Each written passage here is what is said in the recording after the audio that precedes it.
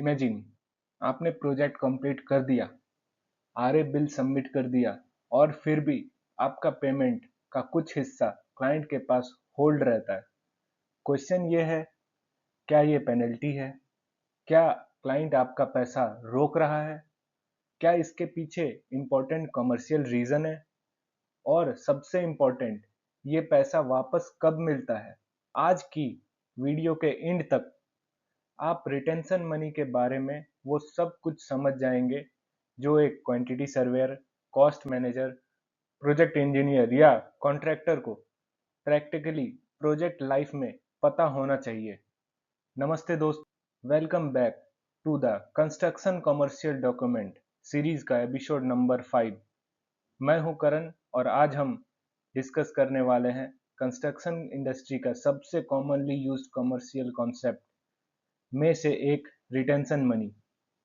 Construction project में retention almost हर contract के part होता है, लेकिन रियलिटी यह है कि बहुत से प्रोफेशनल इस कॉन्सेप्ट को सिर्फ डिडक्शन समझते हैं, लेकिन उसका एक्चुअल कमर्शियल पर्पस नहीं जानते। तो चलिए, आज हम कवर करेंगे रिटेंशन मनी क्या होता है, क्लाइंट पेमेंट क्यों रिटेन करता है, रिटेंशन परसेंटेज कितना होता है, रिटेंशन रिलीज कब होता है, क्या रिटेंशन पेनल्टी है और रिटेंशन का अल्टरनेटिव क्या हो सकता है। तो बिना किसी डिले के लेट्स गेट स्टार्टेड। सबसे पहले basic question, retention money actual होता क्या है? तो आइए सिंपल वर्ड में समझते हैं। रिटेंशन मनी कॉन्ट्रैक्टर का पेमेंट का एक पोर्शन होता है जो क्लाइंट टेम्पररी बेसिस पे होल्ड करके रखता है। इंपॉर्टेंट बात यह है, ये कॉन्ट्रैक्टर का ही पैसा होता है, क्लाइंट इस अमाउंट को परमानेंटली नहीं रखता। ये अमाउंट फ्यूचर सिक्योरिटी के लिए टेम्पररली रिटेन किया जाता है। ये एक बहुत इंपॉर्टेंट मिसकंसेप्शन क्लियर करना जरूरी है। रिटेंशन मनी कोई पेनल्टी नहीं होता, क्लाइंट कॉन्ट्रैक्टर को पनिश नहीं कर रहा होता है। रिटेंशन का पर्पस है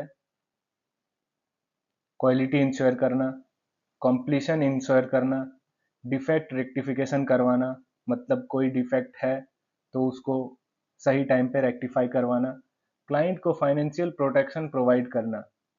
सिंपल लैंग्वेज में कहें तो रिटेंशन मनी एक फाइनेंशियल सेफगार्ड है। तो चलिए एक एग्जांपल देखते हैं।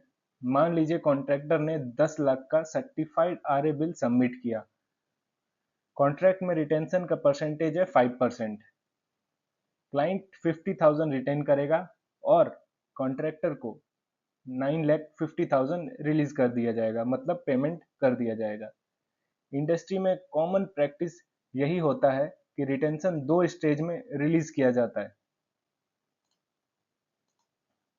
यहाँ एक इंपॉर्टेंट बात समझना जरूरी है कि रिटेंशन रिलीज का टाइमिंग पूरे तरह से कॉन्ट्रैक्ट पर डिपेंड करता है। कुछ कॉन्ट्रैक्ट में रिटेंशन का 50% प्रैक्टिकल कंप्लीशन पर किया जाता है और रिमेनिंग 50% डिफेक्ट लायबिलिटी के बाद रिलीज किया जाता है, लेकिन कुछ कॉन्ट्रैक्ट में पूरा 100% डीएलपी के बाद रिलीज किया जाता है और कुछ केस में रिटेंशन रिलीज मल्टीपल स्टेज में भी हो सकता है। फॉर एग्जांपल 50% डिफेक्ट लायबिलिटी के बाद और रिमेनिंग 50% लेटेंट डिफेक्ट पीरियड के बाद रिलीज किया जाता है। इसीलिए रिटेंशन रिलीज के लिए कोई सिंगल स्टैंडर्ड रूल नहीं होता। हमेशा कॉन्ट्रैक्ट क्लॉज और प्रोजेक्ट स्पेसिफिक रिक्वायरमेंट को रेफर करना चाहिए। एक लाइन में कहें तो रिटेंशन कॉन्ट्रैक्ट का पेमेंट का टेम्पररी विथहेल्ड पोर्शन होता है जो प्रोजेक्ट की सेटिस्फैक्ट्री कंप्लीशन और डिफेक्ट रेक्टिफिकेशन इंश्योर करने के लिए होल्ड किया जाता है।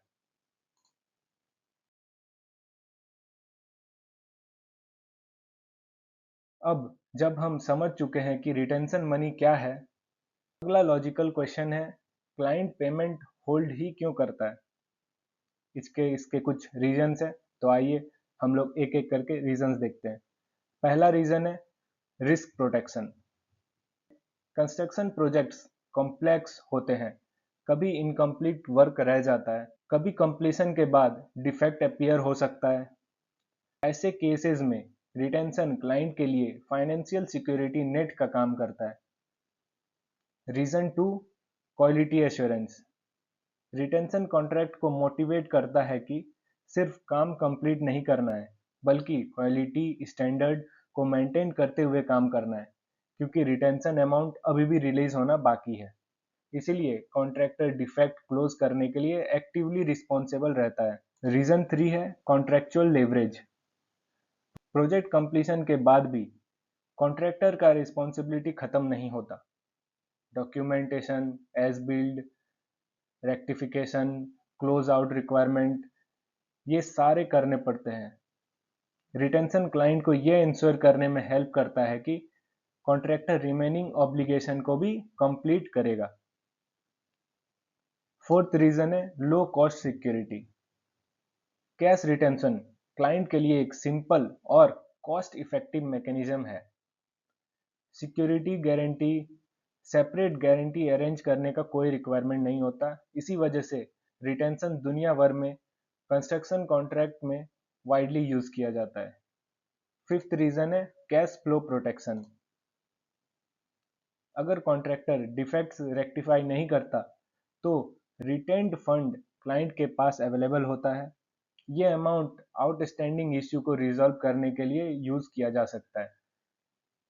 इंपॉर्टेंट टेकअवे यह है कि रिटेंशन रिटेंशन का ऑब्जेक्टिव कॉन्ट्रैक्टर को पनिश करना नहीं होता, बल्कि क्वालिटी, अकाउंटेबिलिटी और प्रोजेक्ट प्रोटेक्शन इंश्योर करने के लिए होता है।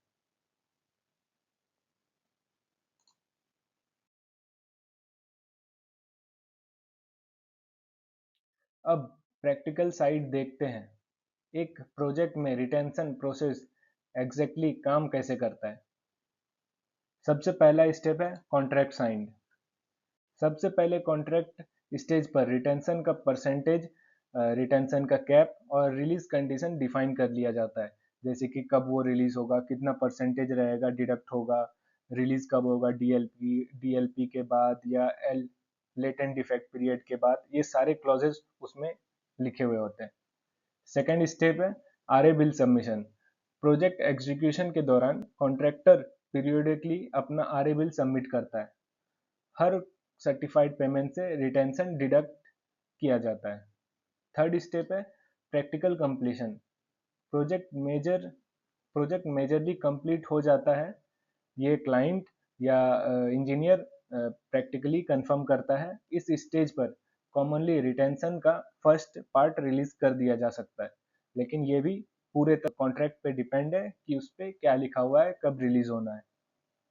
फोर्थ स्टेप है डिफेक्ट लाइबिलिटी पीरियड। प्रोजेक्ट अब डिफेक्ट लाइबिलिटी पीरियड में इंटर कर चुका है। यूजुअली 6 से 12 महीना होता है डीएलपी। अगर इस दौरान डिफेक्ट आइडेंटिफाई होता है तो कॉन्ट्रैक्ट को उसे रेक्टिफाई करना है। फिफ्थ स्टेप है making good defects. Contractor defects close करता है, कंसल्टेंट उसको वेरीफाई करता है, और अगर डिफेक्ट क्लियर हो गए तो प्रोजेक्ट नेक्स्ट रिलीज स्टेज के लिए रेडी हो जाता है। अब सिक्स्थ स्टेप है फाइनल सर्टिफिकेशन। जब सारा कॉन्ट्रेक्चुअल रिक्वायरमेंट कंप्लीट हो जाता है तब फाइनल सर्टिफिकेशन इशू होता है, मतलब फाइनल हैंडओवर होता है, और रिमेनिंग अमाउंट भी रिलीज कर दिया जाता है।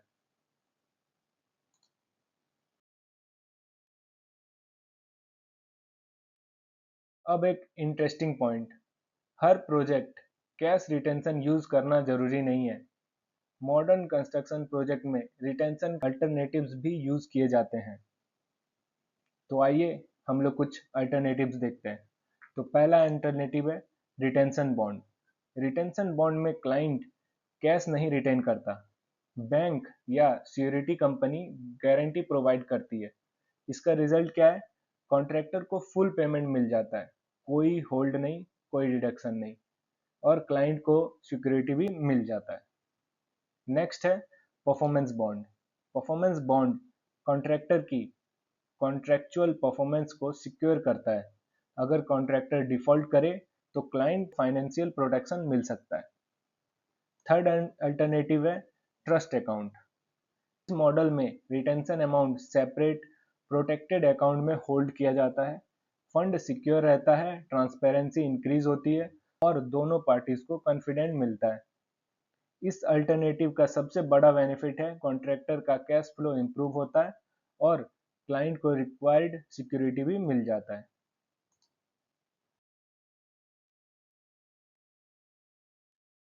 चलिए अब पूरे वीडियो को 30 सेकंड में समराइज करते हैं। रिटेंशन मनी कॉन्ट्रैक्टर का पेमेंट का विथहोल्ड पोर्शन होता है। ये पेनल्टी नहीं है। इसका पर्पस क्वालिटी, कंप्लीशन और क्लाइंट प्रोटेक्शन इंश्योर करना होता है। रिटेंशन जनरली 5 से 10% के बीच होता है। रिलीज कंडीशन हमेशा कॉन्ट्रैक्ट टर्म्स पर डिपेंड करता है। रिटेंशन बॉन्ड, परफॉर्मेंस बॉन्ड और स्कॉट अकाउंट इसका कॉमन अल्टरनेटिव्स है। और सबसे इम्पोर्टेंट, रिटेंशन को सिर्फ डिडक्शन के रूप में मत देखिए, इसका एक कमर्शियल रिस्क मैनेजमेंट टूल के रूप में समझिए। अगर आज के वीडियो से आपको रिटेंशन मनी कॉन्सेप्ट क्लियर समझ आया हो तो इस वीडियो को लाइक जरूर कीजिए। ऐसे ही कंस्ट्रक्शन, कमर्शियल और क्वांटिटी सर्वे टॉपिक के लिए चैनल को सब्सक्राइब करिए और बेल आइकन को प्रेस करना मत भूलिए।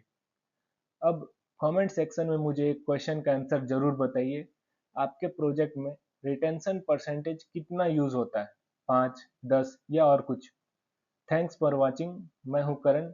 मिलते हैं कंस्ट्रक्शन कमर्शियल डॉक्यूमेंट सीरीज का नेक्स्ट एपिसोड में। तब तक के लिए keep learning, keep building. Thank you.